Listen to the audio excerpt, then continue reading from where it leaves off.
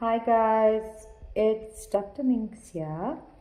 So I have been doing filler for the whole day today, and I've got one of my patients, and I said, let me just do this video because there's this misconception about filler and looking unnatural, and also filler just being a treatment that, makes us feel a bit superficial. And it's actually not. It's life-changing because when you feel, we all have those days where we're just feeling ugly, or we just feel like our face is just sad and droopy. And I'm going to interrupt. Yeah. I am the patient, and I just guys want to tell you, I walked into Dr. Drabby after a couple of months. Eventually gets you into kind of a depression because you want to look at yourself in the mirror because everything's pulling down and you look sad and all those terrible things.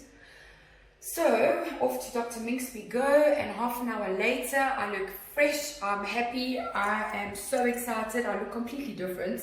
Not completely different, but I look just super fresh and fabulous. And I find the filler just makes it it makes such a difference and it's natural. It doesn't look superficial. It just makes you look so fresh and makes you feel so beautiful. So guys, get on over here to Dr. Minx. She'll change your life. And we only did 3 vials of filler.